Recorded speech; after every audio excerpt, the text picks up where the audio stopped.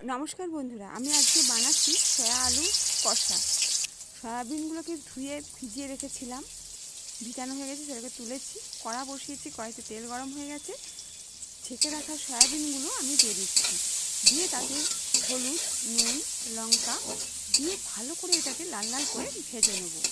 আর বলুন তো, প্রচণ্ড ঠান্ডা পড়েছে। হ্যাঁ, এই ঠান্ডার মধ্যে সয়াবিন কষা আর সঙ্গে যদি রাতে রুটি থাকে, ব্যাস আর দেখতেই হবে না।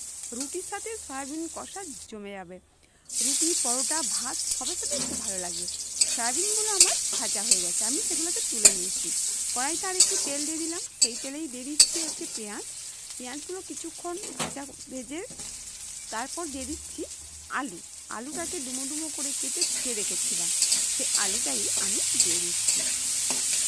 সয়াবিন আলু কষা খেতে খুবই সুন্দর। আমি চাই যে আপনারা এটা অবশ্যই বাড়িতে বানিয়ে একবার খেয়ে দেখবেন। নুন দিয়ে দিলাম আন্দাজ মতন, আপনারা যেমন নুন খাবেন আপনারা তেমন নুন দেবেন।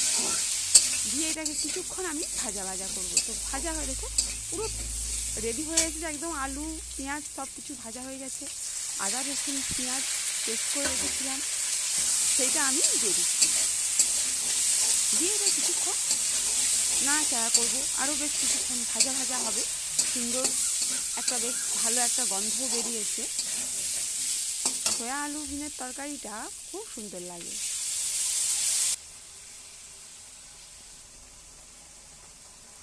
জল দিয়ে দিয়েছি, হলুদ গুঁড়ো, লঙ্কার গুঁড়ো, জিরের গুঁড়ো দিয়ে দিলাম, দিয়ে এটাকে বেশ কিছুক্ষণ ধরে কষাবো।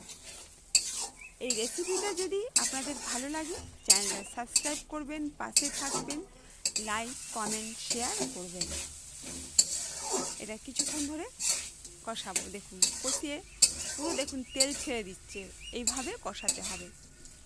তবে রান্নাটাই খুব টেস্ট আসে, খেতে খুব ভালো লাগে।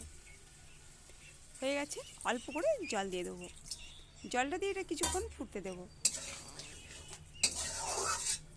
ফুটে এসেছে প্রায়, দেখুন আমি এবার দিয়ে দিচ্ছি ভেজে রাখা যে সয়াবিনটা আছে, আমি সেটা দিয়ে দেবো। ভেজে রাখা সয়াবিনটা আমি দিয়ে দিলাম, দিয়ে এটা বেশ কিছুক্ষণ ধরে কষাবো। কষিয়ে কষিয়ে তারপর এটা একদম গায়ে মাখা মাখা হবে। খুব সুন্দর, দেখতেও খুব সুন্দর হয়েছে, খেতেও খুব টেস্ট হয়। আপনাদের কাছে যদি ধনেপাতা থাকে, ধনেপাতা দিয়ে দেবেন। আমার কাছে ধনেপাতা নাই, তাই আমি দিইনি। টমেটোও থাকলে টমেটোও দেবেন, কারণ টমেটো ছিল না, তা সেটাও দিতে পারিনি। কিন্তু এছাড়াও এইভাবেই আমি যেভাবে তরকারিটা করেছি, এভাবেই খুব সুন্দর লাগে খেতে। আপনারা এভাবেই বানিয়ে খেয়ে দেখবেন না।